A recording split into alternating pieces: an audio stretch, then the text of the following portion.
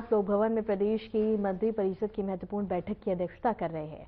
बैठक में शासन से जुड़े प्रमुख मुद्दे, विभागीय प्रस्तावों और जनहित से संबंधित नीतिगत फैसलों पर मंथन किया जा रहा है। बैठक में विभिन्न विभागों की प्राथमिक योजनाओं की प्रगति, प्रशासनिक सुधार, निवेश बढ़ाने, कानून व्यवस्था को और बेहतरीन करने और राज्य विकास से संबंधित कई अहम बिंदुओं पर निर्णय लिए गए हैं। और लखनऊ से ये खबर हम आपको बता रहे हैं, जहां सीएम योगी आदित्यनाथ योगी कैबिनेट की अहम बैठक और लोक भवन में नीतियों पर मंथन हो रहा है। विकास योजना पर समीक्षा की जा रही है, कानून व्यवस्था पर निर्णय लिए जा रहे हैं। और इसके साथ ही ये खबर हम आपको लखनऊ से बता रहे हैं, जहां पे बता दें कि अहम बैठक की जा रही है।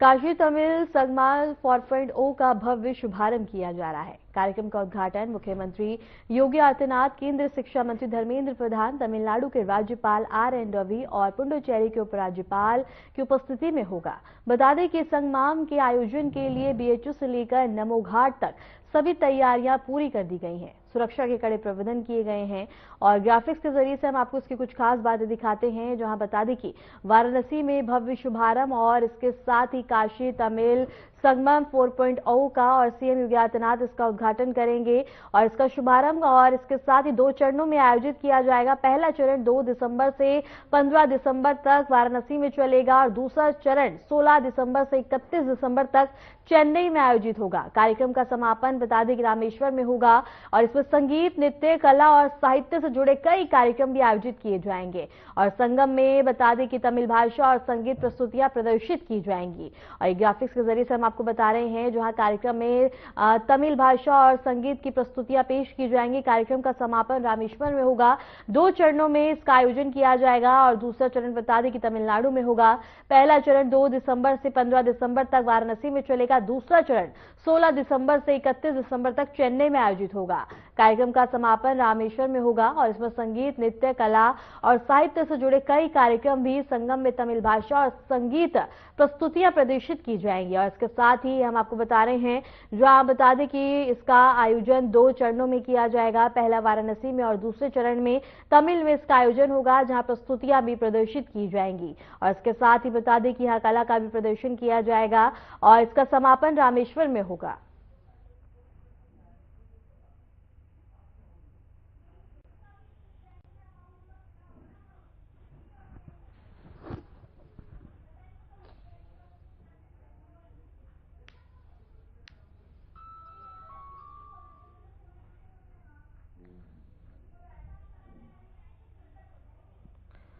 और इसके साथ ही हम आपको बता दें कि साहित्य से जुड़े कई कार्यक्रम का भी आयोजन होगा और इसके 2 चरणों में आयोजित किया जाएगा, जहां पहले चरण में ये वाराणसी में आयोजित होगा और दूसरे चरण में तमिल में। और इसके साथ ही तमिलनाडु में आयोजित किया जाएगा और काशी तमिल और सीएम योगी आदित्यनाथ इसका उद्घाटन करेंगे। वाराणसी में पहला चरण इसका आयोजित किया जाएगा। चेन्नई में इसका दूसरा चरण होगा। और इसके साथ ही हम आपको बता रहे हैं, जहां बता दें कि यहाँ कला प्रदर्शित की जाएगी, लोक नृत्य की प्रस्तुतियां यहाँ पेश की जाएंगी। सुरक्षा के कड़े प्रबंधन किए गए हैं और इसके साथ ही बता दें कि कार्यक्रम का उद्घाटन मुख्यमंत्री योगी आदित्यनाथ करेंगे। और इसके साथ ही यहाँ केंद्रीय शिक्षा मंत्री धर्मेंद्र प्रधान, तमिलनाडु के राज्यपाल। और इसके साथ ही यहाँ बता दें कि तमाम व्यवस्था की गई है। सुरक्षा के मद्देनजर व्यापक इंतजाम किए गए हैं ताकि कोई भी परेशानी ना हो। और इसके साथ ही इसको 2 चरणों में आयोजित किया जाएगा। पहला चरण इसका काशी में होगा, दूसरा चरण बता दें कि तमिलनाडु में आयोजित होगा। और सुरक्षा के कड़े प्रबंधन किए गए हैं, तमाम व्यवस्था की गई है, फोर्स तैनात की गई है। और ग्राफिक्स के जरिए से हम आपको बताते हैं कि इस कार्यक्रम में क्या क्या खासियत रहने वाली है। अगर बात करें इस कार्यक्रम की, तो ये कार्यक्रम 2 चरणों में आयोजित किया जाएगा। पहला चरण इसका काशी में होगा और दूसरा चरण इसका तमिलनाडु में आयोजित किया जाएगा। इसमें बता दें कि कई अहम चीजें यहाँ प्रदर्शित की जाएंगी, जैसे कि कला, नृत्य और इसके साथ ही सुरक्षा के भी कड़े प्रबंधन किए गए हैं। इसी पे रुक करेंगे हमारे संवाददाता अजीत कुमार का। अजीत, क्या कुछ जानकारी है? 2 चरणों में इसका आयोजन किया जाएगा, किस तरह की तैयारियां हैं? बिल्कुल बसा, आपको बता दें कि काशी तमिल समागम के लिए आज जो है तैयारियां लगभग पूर्ण हो गई है। सांस्कृतिक डोर से फिर एक बार जुड़ेगा उत्तर और दक्षिण भारत। आपको बता दें कि काशी तमिल समागम के संस्करण के आज यानी आज शुरुआत हो रही है। यहाँ वहीं आपको बता दें 15 दिसंबर तक जारी रहेगा ये कार्यक्रम। इससे पहले आपको बता दें कि 2022 में हुई थी, जिसका उद्देश्य है कि तमिलनाडु और वाराणसी को जोड़ने वाली पुरानी सभ्यता, भाषा और आध्यात्मिक रिश्तों को फिर से जगाना है। इस साल यह कार्यक्रम लेट्स लर्न तमिल थीम के साथ शुरू हो रहा है। तमिल और वाराणसी के बीच एक सांस्कृतिक और शैक्षिक आदान प्रदान कार्यक्रम काशी तमिल संगमम का 14वां संस्करण यानी आज शुरू हो रहा है। आज 2 दिसंबर से 15 दिसंबर तक चलेगा। आपको बता दें कि तमिल और वाराणसी या काशी के बीच जो पुरानी सभ्यता है, भाषा है, आध्यात्मिक रिश्तों को फिर से जगाने का एक सुनहरा अवसर है। आपको बता दें कि इस कार्यक्रम से जो है नई चेतना तमिल थीम शुरू से जो है बहुत योगदान साबित होगा। वहीं आध्यात्मिक रिश्तों को मजबूत करने में दक्षिण और उत्तर प्रदेश से काशी का जो है बहुत बड़ा आध्यात्मिक रिश्ता फिर से जो है स्थापित होगा। अजीत, अगर बात करें कार्यक्रम में सुरक्षा की, तो सुरक्षा के लिए क्या क्या प्रबंधन किए गए हैं? साफ तौर से सुरक्षा की जो है पुख्ता इंतजाम किए गए। जगह जगह जो है बैरिकेडिंग किए गए हैं और जो है अत्याधुनिक जो है स्वचालित टॉयलेट और साफ सफाई और सैनिटाइजर प्रबंध किए जा रहे हैं। और जो है चौराहे में सुरक्षा की दृष्टि से पुलिस जो है उत्तर प्रदेश पुलिस, एनडीआरएफ की टीमें जो है और अदर जो है फोर्स जो है केंद्रीय रिजर्व पुलिस जगह जगह लगी है और निगरानियां कर रही है। सुरक्षा के दृष्टि से पुख्ता इंतजाम भी किया गया है। आने वाले लोगों को जो टेंट लगाए गए हैं और जो है हीटर लगाएंगे। सारी तमाम ऐसी व्यवस्थाएं हैं जो ठंड को देखते हुए भी पुख्ता इंतजाम किया गया है। अजीत, अगर बात करें तो यहाँ स्टॉल्स भी लगाए जाएंगे, तो स्टॉल्स में किस तरह की प्रदर्शनी देखने को मिलेगी? लेकिन बात करें आधुनिक तौर से जो सीसी कैमरे लगाए गए, वहाँ संगीत, पारंपरिक खाने के मेले और मंडी के विरासत के दूध होंगे। उसमें हिस्सा लेने वाले तमिल और काशी की संस्कृति को जो उनके लिए जो है जगह जगह बैठने की व्यवस्था बनाई गई है, सोफा लगाए गए और जो है डिजिटल प्रोग्रामिंग करके जो है द्वीपों महाद्वीपों को पवित्र उत्तरी और दक्षिण छोर प्रतीकात्मक रूप से जो है दर्शा रहा है, उसको जो है दिखाएंगे जो है ऑनलाइन। और वहीं आपको बता दें वाराणसी और तमिल दोनों का कलाकारों में शामिल होंगे। अजीत, अगर बात करें तो उसके दूसरा चरण में आयोजन इसका तमिलनाडु में होगा। वहां पे किस तरह की तैयारियां देखने को मिल सकती हैं और किस तरह का आयोजन, और अगर लोगों की बात करें तो लोगों में किस तरह का उत्साह है? बिल्कुल बच्चा, आपको बता दें कि वाराणसी के बाद जो है तमिलनाडु में भी काफी जो है यही सेम सभ्यता और भाषा आधारित रिश्तों को जो है जगाने के उद्देश्य किया। वहाँ काफी एक्साइटेड, वहाँ स्थानीय लोगों को अगर माने तो काफी उत्साह दिख रहा है। और तमिलनाडु से आए हुए या जो उत्तर प्रदेश काशी से काफी लोग, तमाम लोग वहाँ पहुंचे हैं और तमिलनाडु से भी काफी लोग यहाँ काशी में पहुंचे हैं और काफी उत्साहित और एक्साइटेड दिख रहे हैं। यहाँ के जो दर्शक और जो भक्त हैं और जो आध्यात्मिक जो रखते हैं रुचि और तमिल को हो, चाहे उत्तर प्रदेश के जो काशी से यहाँ से भी लोग गए हैं, वहाँ से भी लोग आने जाने का जो है आ रहे हैं, जा रहे हैं। खास तौर पे अगर हम बात करें जो है तमिल का जो वाराणसी से काफी लोग जो है काफी संख्या में जो है दर्शक गए हैं वहाँ पे। अजीत, अगर बात करें तो यहाँ सीएम योगी आदित्यनाथ का आगमन होगा, राज्यपाल का आगमन होगा, इसको लेकर क्या कुछ तैयारियां की गई हैं, किस तरह से कौन कौन से रूट्स डाइवर्ट किए गए हैं? देखिए साफ तौर से जो अभी जानकारी मिली वर्षा आपको बता रहे हैं कि प्रमुख राष्ट्रीय राजमार्गों को जो विशेष जो है सीसी कैमरे से जो है जगह जगह चप्पे सीसी कैमरे लगाए गए हैं और जो है मेटल डिटेक्टर लगाए गए हैं। खंगाली जा रही है गाड़ियाँ, किसी प्रकार के संदिग्ध आतंकवादी संदिग्ध या किसी में तो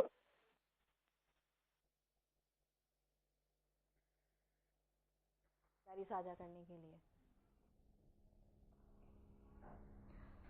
अमेठी से बड़ी खबर है, जहां बीजेपी प्रदेश अध्यक्ष भूपेंद्र चौधरी का दौरा। भूपेंद्र चौधरी एसआईआर को लेकर समीक्षा करेंगे, कार्यकर्ताओं के साथ। बता दें कि कार्यालय में बैठक करेंगे और इसके साथ इस वक्त की बड़ी खबर हम आपको बता रहे हैं, जहां कार्यकर्ताओं के साथ कार्यालय में बैठक का आयोजन किया जाएगा। अमेठी से ये बड़ी खबर हम आपको बता रहे हैं, जहां बीजेपी प्रदेश अध्यक्ष भूपेंद्र चौधरी का दौरा है और भूपेंद्र चौधरी एसआईआर को लेकर समीक्षा करेंगे लगातार विपक्ष की ओर से। और इसके साथ ही बता दें कि विपक्ष की ओर से लगातार घेरने की कोशिश सत्ता पक्ष को की जा रही है, जहां बता दें कि सत्ता पक्ष भी लगातार एसआईआर वे इस सवालों का जवाब देते हुए नजर आ रहे हैं। इसी कड़ी में अमेठी से बड़ी खबर हम आपको बता रहे हैं, जहां बीजेपी प्रदेश अध्यक्ष भूपेंद्र चौधरी का अमेठी का दौरा है। भूपेंद्र चौधरी एसआईआर को लेकर समीक्षा करेंगे और कार्यकर्ताओं संघ कार्यालय में ये बैठक की जाएगी, जहां बता दें कि तमाम जरूरी दिशा निर्देश भी दिए जाएंगे। और इसके साथ ही सबसे बड़ी खबर हम आपको अमेठी से बता रहे हैं, जहां बीजेपी प्रदेश अध्यक्ष भूपेंद्र चौधरी का अमेठी का दौरा है। एसआईआर को लेकर कार्यालय में बैठक करेंगे, जहां कार्यकर्ता मौजूद रहेंगे और तमाम जरूरी दिशा निर्देश और अहम चीजें इस बैठक में देखने को मिल सकती है।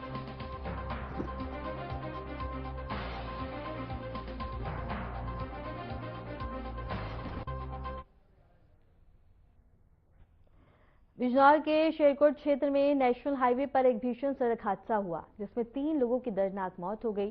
तेज रफ्तार डीसीएम ने पिकअप और बाइक में जोरदार टक्कर मार दी। हादसे का कारण हाईवे पर वन वे सिस्टम और निर्माण कार्य बताया जा रहा है। हाईवे के कुंडा से लेकर धामपुर तक बीच बीच में सड़कों का मरम्मत कार्य चल रहा था। वन व्यवस्था के बावजूद तेज रफ्तार डीसीएम पिकअप और बाइक में टकरा गया। हादसे के बाद मौके पर चीख पुकार मच गई और लोगों में डर और अफरा तफरी फैल गई। पुलिस ने तुरंत तीनों मृतकों के शव कब्जे में लेकर पोस्टमार्टम के लिए जिला अस्पताल बिजनौर भेज दिए। घटना से मृतकों के परिजन गहरे सदमे में हैं, तो वहीं मुख्यमंत्री योगी आदित्यनाथ ने भी हादसे का संज्ञान लिया है और मृतकों के परिजनों के प्रति अपनी संवेदनाएं व्यक्त की हैं। उन्होंने अधिकारी को निर्देश दिए कि राहत और बचाव कार्य तुरंत प्रभाव से शुरू किए जाएं और घायलों का समुचित उपचार सुनिश्चित किया जाए। और बिजनौर से खबर हम आपको बता रहे हैं, जहां बता दें कि नेशनल हाईवे पर भीषण सड़क हादसा हुआ है। डीसीएम बाइक पिकअप की भिड़ंत हुई, जिसमें 3 लोगों की मौके पर ही दर्दनाक मौत हो गई है। मुख्यमंत्री योगी आदित्यनाथ ने भी पूरे हादसे पर बता दें कि संज्ञान लेते हुए परिजनों के प्रति अपनी संवेदनाएं व्यक्त की हैं और इसके साथ ही बता दें कि अब आसपास के लोगों में भय का माहौल है और घायलों का समुचित उपचार किया जा रहा है। जो लोग घायल हैं उनके इलाज किया जा रहा है। और बता दें कि हादसे के बाद पे मौके पर चीख पुकार मच गई और अब पूरे मामले में भी बता दें कि प्रशासन की ओर से कार्रवाई की जा रही है। बिजनौर के शेरकोट क्षेत्र में नेशनल हाईवे पर एक भीषण सड़क हादसा हुआ है, जिसमें 3 लोगों की मौके पर ही दर्दनाक मौत हो गई। तेज रफ्तार डीसीएम ने पिकअप और बाइक में जोरदार टक्कर मार दी। हादसे का कारण हाईवे पर वन वे सिस्टम और निर्माण कार्य बताया जा रहा है और हाईवे के बता दें कि मुबारकपुर कुंडा से लेकर धामपुर तक बीच बीच में सड़कों का मरम्मत कार्य चल रहा था। वन वे व्यवस्था के बावजूद तेज रफ्तार डीसीएम पिकअप और बाइक में टकरा गया। हादसे के बाद मौके पर चीख पुकार मच गई और लोगों में डर और अफरा तफरी फैल गया। पुलिस ने तुरंत तीनों मृतकों के शव कब्जे में लेकर पोस्टमार्टम के लिए जिला अस्पताल बिजनौर भेज दिए और घटना से मृतकों के परिजन गहरे सदमे में हैं। इसके साथ ही मुख्यमंत्री योगी आदित्यनाथ ने इस हादसे का संज्ञान लिया है और मृतकों के परिजनों के प्रति अपनी संवेदनाएं व्यक्त की हैं। उन्होंने अधिकारी को निर्देश दिए कि राहत और बचाव कार्य तुरंत और इसके साथ ही प्रभाव से शुरू किया जाए और घायलों का समुचित उपचार सुनिश्चित किया जाए। और बता दें कि जो लोग घायल हैं उनका इलाज जारी है और इसके साथ ही मृतकों के परिजनों के प्रति सीएम योगी आदित्यनाथ ने अपनी संवेदनाएं व्यक्त की हैं। नेशनल हाईवे पर भीषण सड़क हादसा देखने को मिला है, जहां डीसीएम बाइक पिकअप की भिड़ंत हो गई है। 3 लोगों की मौके पर ही दर्दनाक मौत हो गई और कई लोग इसमें घायल हुए हैं। जो घायल हैं उनका अस्पताल में इलाज किया जा रहा है और इसके साथ ही घटना की जानकारी मिलते ही सीएम योगी आदित्यनाथ ने भी परिजनों के प्रति मृतक परिजनों के प्रति अपनी संवेदनाएं व्यक्त की हैं।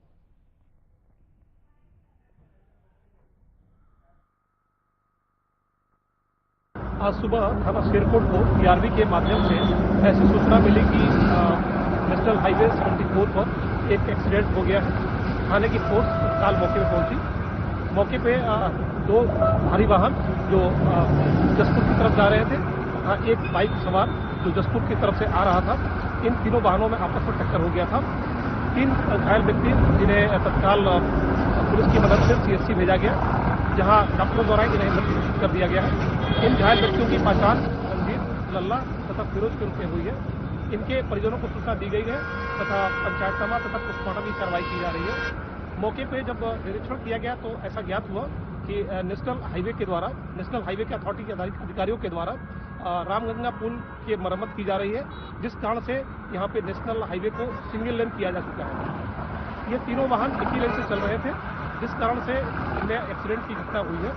यहाँ पे मौके पर शांति व्यवस्था कायम है तथा यातायात सुगम रूप से चल रहा है।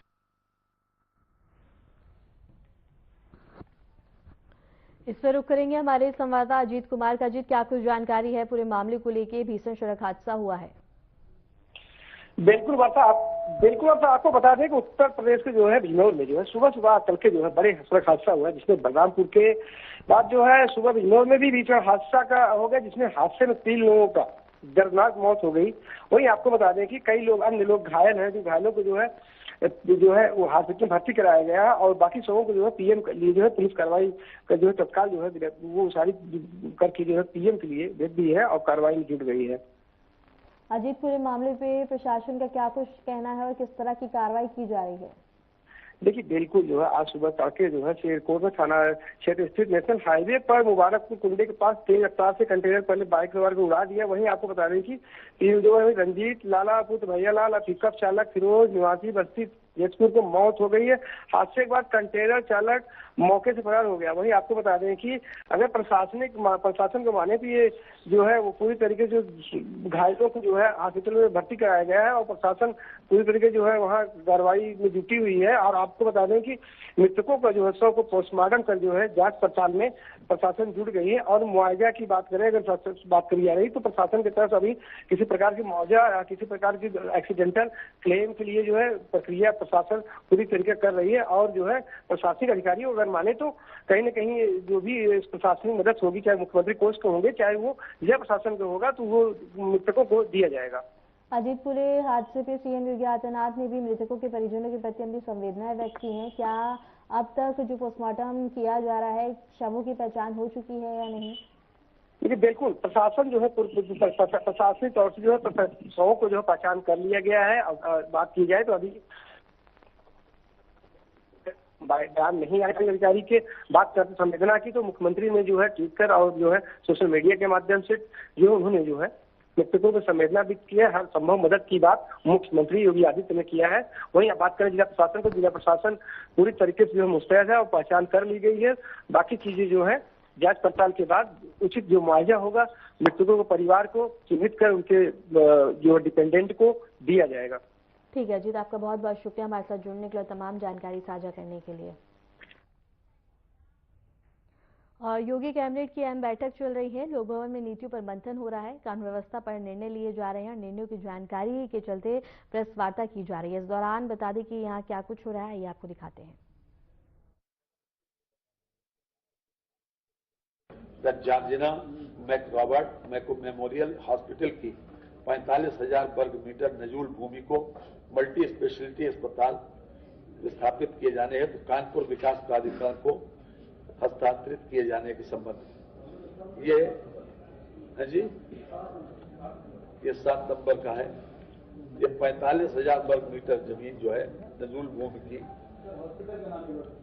अब हॉस्पिटल जो है अभी तक इसमें था वो नजूल की जमीन पर, अब मल्टी स्पेशलिटी अस्पताल स्थापित किए जाने के लिए कानपुर डेवलपमेंट अथॉरिटी को ये ट्रांसफर की जा रही है जी। नहीं, गवर्नमेंट हॉस्पिटल तो अब पीपीपी मोड पर देने की बात हुई है। अब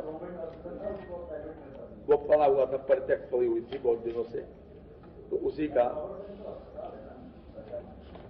था पहले, अब नहीं। हाँ,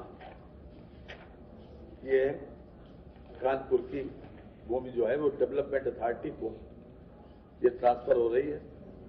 वो पीपीपी मोड के ऊपर इसमें मल्टी स्टोरी अस्पताल जो है बनाएंगे। इसमें खास तौर से जो निर्देश दिया गया है कि 30 साल के लिए लीज पर दी जाएगी और 30 साल के लिए 2 बार इसका रिन्यूअल का भी प्रोविजन किया जाएगा डेवलपमेंट अथॉरिटी के द्वारा। वो अपना ऑप्शन करके पीपीपी मोड के ऊपर मेडिकल सुविधाओं को बढ़ाने के लिए ये दी जाएगी। इसके अतिरिक्त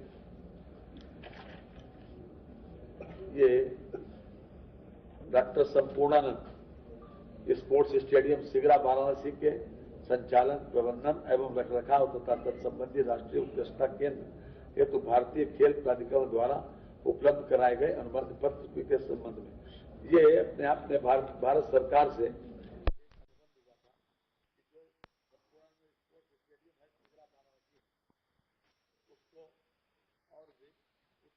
ले जाने के संबंध में एक भारतीय खेल प्राधिकरण द्वारा ये व्यवस्था की गई है कि जो राष्ट्रीय अंतर्राष्ट्रीय स्तर के जो खिलाड़ी हैं उनको और अधिक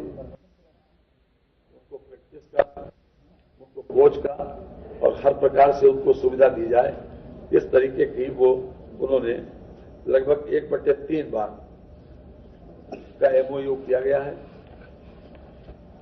और उससे जो उत्तर प्रदेश का खिलाड़ी है, खासतौर से उनको नेशनल लेवल पर और अंतर्राष्ट्रीय स्तर पर जब बेहतर कोच मिलेगा उनके माध्यम से, तो उनको कम्पीट करने में जो विश्व के जितने, चाहे वो ओलंपिक गेम्स हों या फिर दूसरे तरीके के गेम्स हो, अंतर्राष्ट्रीय प्रतियोगिता में उनको बेहतर परफॉर्म करने का मौका भी मिलेगा। इससे जो उसका स्टेडियम की 1/3 भाग वो किया गया।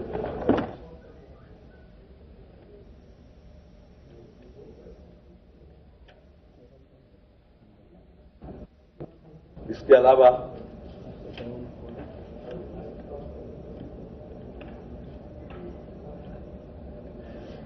अभी तक जो लोग जो राष्ट्रीय और अंतर्राष्ट्रीय स्तर के जो खिलाड़ी हैं उनको प्रैक्टिस करने या जो ट्रांजिट टाइम है उनका यातायात जितनी देर में वो आवागमन करते हैं उसके लिए उनको छुट्टी लेना पड़ती थी।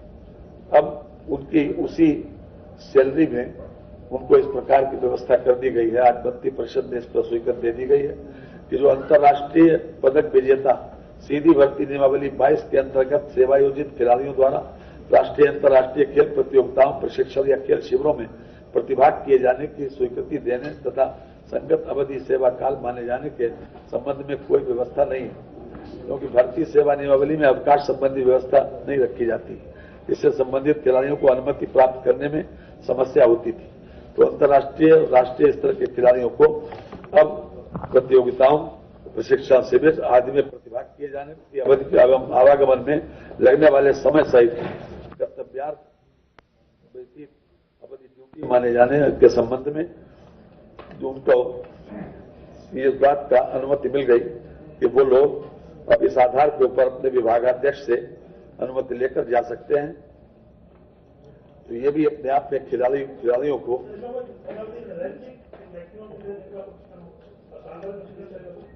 ऐसा है, ये विभागाध्यक्ष तय करेगा। वो अपने आप अप्लाई करेंगे, वो आवश्यक समझेंगे, दे देंगे, लेकिन एक अनुमति, एक व्यवस्था कर दी गई कि ताकि उन लोगों को ये दिक्कत न हो। अब जो लोग जो अंतर्राष्ट्रीय स्तर पर, राष्ट्रीय स्तर पर खेलते हैं तो उनका जो जुनून होता है, केवल जुनूनी आदमी वहां तक पहुंच पाता। तो जुनूनी आदमी ये थोड़ी करेगा कि यहां से क्या नाम आपसे छुट्टी लेगा, उसके बाद कोई और काम करेगा, तो यही करेगा। इसलिए ये मान के चला जाता है। वैसे भी विभागाध्यक्ष को इस बात के लिए वो कर दिया गया। ठीक है। इसके अलावा अंतर्राष्ट्रीय विजेता हो गया कर्तव्य है।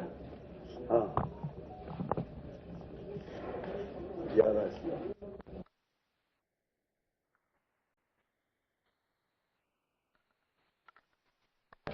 किसको बता तो है।